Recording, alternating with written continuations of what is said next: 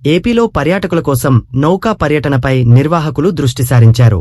ఇప్పటికే పర్యాటక శాఖ ఆధ్వర్యంలో ఆ దిశగా కసరత్తు జరిగింది.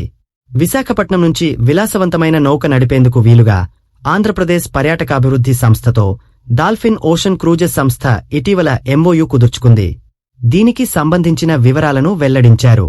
విశాఖ ఫిషింగ్ హార్బర్ వద్ద పర్యాటకులను నౌకలో ఎక్కించుకుని సముద్రంలోనే 3-4 గంటలపాటు విహరింపజేసేలా ప్లాన్ చేస్తున్నారు. మధ్యాహ్నం రాత్రి సమయాలలో ఈ ప్యాకేజీలు అందుబాటులో ఉంటాయి. 15 నాటికల్ మైళ్లకు లోపల అంతర్జాతీయ సరిహద్దు వెలుపలే ఈ కార్యక్రమాన్ని నిర్వహించనున్నారు. అదేవిధంగా ఈ నౌకను విశాఖపట్నం నుంచి కాకినాడ వరకు నడపాలనుకుంటున్నారు. విశాఖలో పర్యాటకులను ఎక్కించుకుని కాకినాడ వరకు తీసుకుని వెళ్తారు. అక్కడి నుంచి విశాఖకు రిటర్న్ అవుతారు. విశాఖ నుంచి కాకినాడ మీదుగా నెల్లూరు వరకు తీసుకువెళ్లేలా మరో ప్లాన్ ఉంది. అయితే అక్కడ పర్యాటకులకు అవసరమైన జెట్టీల సౌకర్యంపై ఆలోచిస్తున్నారు. వీటిని పర్యాటకుల డిమాండ్ ఆధారంగా నడపాలని చూస్తున్నారు. పర్యాటకులు నౌకల్లోకి ఎక్కిదిగేందుకు చాలా చోట్ల హార్బర్లు జెట్టీలు లేవు. విశాఖలో ఫిషింగ్ హార్బర్తో పాటు ఇంటర్నేషనల్ క్రూజ్ టెర్మినల్ సైతం రెడీగా ఉంది. దీంతో ప్రస్తుతానికి అందుబాటులో ఉన్న వాటితోనే నిర్వహించాలనుకుంటున్నారు.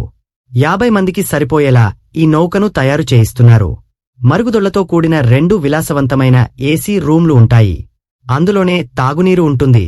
మిగిలిన పర్యాటకులకు మరుగుదొడ్లు, ఆతిథ్య సేవలకు ప్రత్యేక వసతి, చిన్న చిన్న వేడుకలు నిర్వహించుకునేందుకు అనుకూలంగా తయారు చేస్తున్నారు. నౌకలను దేశీయ జలమార్గాల్లోని ఆయా రాష్ట్రాల పరిధిలో నడిపేటప్పుడు సంబంధిత చట్టాలను అనుసరించాల్సి ఉంటుంది. ఎక్సైజ్, తీర ప్రాంత అనుమతులు తప్పనిసరిగా తీసుకోవాలి. గతంలో ఓ నౌక విశాఖ నుంచి చెన్నై వెళ్తుండగా కొన్ని అనుమతులు లేకపోవడంతో మధ్యలోనే పుదుచ్చేరి వద్ద నిలిపేశారు.